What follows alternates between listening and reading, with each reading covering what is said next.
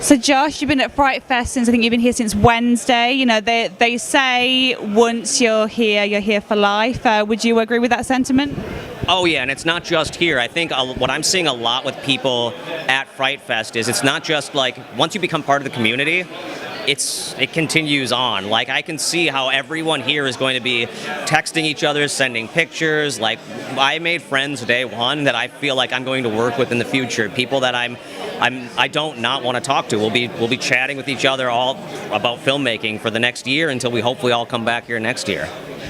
And I guess, you know, sort of being around that, you know, being a creative, have you been inspired yourself? Oh my God. With the pandemic, inspiration has been so hard to find when you're cooped up and trying to find something to push you. But being here, I have 10 new movie ideas. I've been editing my third feature, Scumbag, in my hotel room in the mornings because I feel this, that inspiration, that motivation, talking to everyone and a week ago, I probably would have told you that I don't know if I'm going to finish Scumbag. I don't want to work on it anymore. I had wrapped production, and I was in the edit, and I'm just like, this is so much work. But then talking to everyone here, talking to the guys who run FrightFest, talking to the other filmmakers, talking to the critics who have seen Greywood's plot and are saying, like, I can't wait to see what you do next. To me, that's, like, so motivational. And obviously, Greywood's plot, you know, it's yourself and you know, and your friends making it. You know, what was that experience like, all hunkering down together? Making Greywood's plot really felt like the culmination of like 20 years of friendship and this bond we've all formed to make something we're really proud of. Like, not that we don't with our shorts or with any art we make, but this one was one where we all kind of felt like we had something to say. Except Keith. Keith didn't care. He just showed up on the day and did his work. But everyone else, I love Keith, but Keith could care less about what we were saying until he had something to say. And in the movie, there are moments where Keith has this wonderful, heartfelt, like, monologue.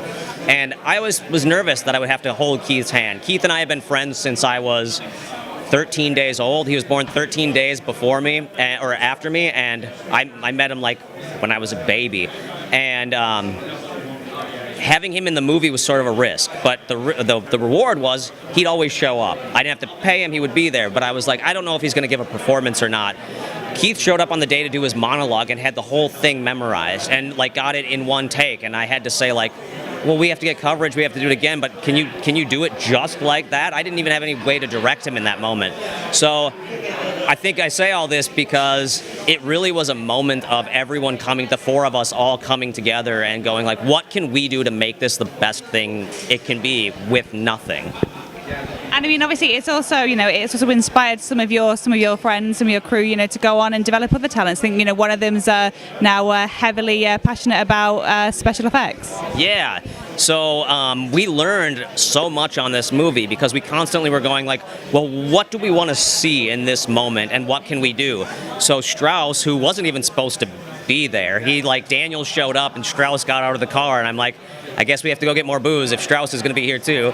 And so Strauss went on to make the monster mask that's in the movie, and he made it himself. Like, he came over to my house, he had figured out how to do the like casting of my face, did it in my kitchen when my kids ran around with cell phones filming, because I'm like, if we do this wrong and I die on my kitchen floor, we have to have evidence of it. And also, we were willing to take some kind of weird special effects risks doing that. At one point, he didn't put enough like Vaseline on the back of my neck, so it ripped up like that some hair on the back of my neck and my eyelashes. But I don't even regret it. Like, it was a wonderful experience to like try it and just go for it.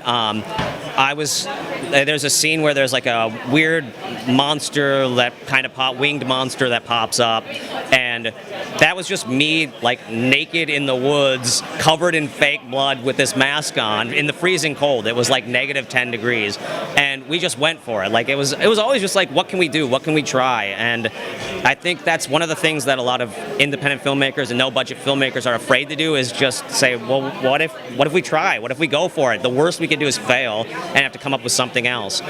We were not afraid to fail. We just went for it. I mean, the film does have that very, Robert Rodriguez, El Mariachi sort of, spirit to it, and you do have a connection with Robert Rodriguez. Can you talk a little bit about that? Oh, this was my El Mariachi. I read Rebel Without a Crew, the book, on the bus every day. Like, the way grandma would read the Bible before bed. That's me with El Mariachi, or with Rebel Without a Crew. And so when I got on Rebel Without a Crew, the series, because Robert Rodriguez pinned me to be on that series and make my first movie, The Good Exorcist, I really wanted to learn as much as I could. Whether The Good Exorcist would be good or bad, I wanted that like first try at the El Mariachi experience. But there's a reality crew. There's things happening. There's, you're away from your family. You're away from your comfort zone. When Robert made El Mariachi, he was with his friends in Mexico, where it's easier to film than Austin, Texas. So after I did that, I was like, well, what is a real Rebel Without a Crew experience? It's me and my 4 friends in Minnesota, where you can get away with running into the woods and filming. Just ask a property owner if you can film at their cabin, and they're like, sure. There's a scene where Keith and I are sitting on hay bale, having a little conversation about our favorite animal.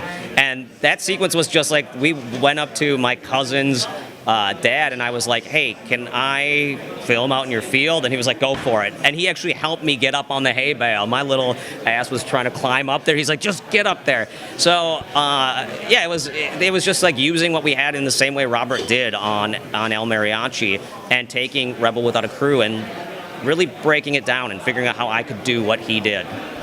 And you've got a background in animation. Why did you decide to shift from pictures to live action?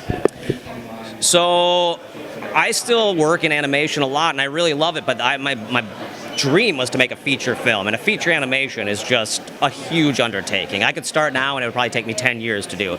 But doing a live action thing, I could still use what I've learned in animation, because the reason I got into animation was you get to learn editing, acting, directing, lighting, sound, everything comes with animation. And you don't have to have people around to help you. You can just learn it on your own. So I felt like I had reached a point where I knew enough about everything. I'd become a jack of all trades enough with animation that I could switch over and just get behind the camera. And in reality, once you know the technical elements of, what ISO to be at, what kind of lens to use, which, you can find in books, you try filming, you just shoot. Once you figure that out, it's all stuff I learned in animation.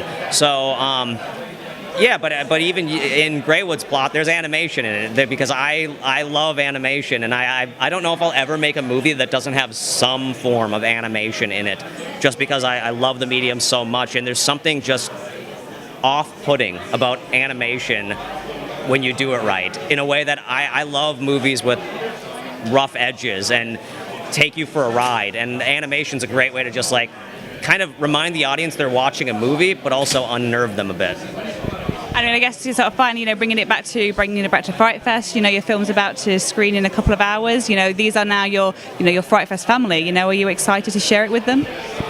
Excited and really nervous. It's funny because I don't often get nervous for a film screening like this, but because I've made so many friends who are going to be there now, I'm like, whoa, is this like, are they going to see my movie and be like, oh, we don't want to talk to Josh anymore? So it's like screening it for your mom or dad, where you're like, I don't, like our family, where it just is, you're nervous that they're not going to embrace it. But everyone here has been great, and I'm sure the worst I'm going to get is like, you made a movie, but I'm super excited, super nervous, and ready. And I guess for anybody that misses it at the festival, they're going to be able to catch it on the digital screening as well. Yeah, so the digital screening is next Sunday at 3 something. I don't know the exact time, but one of the things I love about, it's hard to say love about the pandemic, but one of the things that I've kind of embraced is this has been a way for people to actually see movies in the comfort of their home. And it's a completely different experience than coming out to the theaters. So I've used it as a learning experience to get people into those digital screenings and then embrace them when they, tweet at me or, find me on Facebook or whatever. I love talking about it with them and explaining like why we did things, or just hearing that they enjoyed it, because that's what you get from film festivals. And now we get a totally different view of how they feel when they see it at home. I'm going to let you go and prepare for your screening. Yeah. Thank you.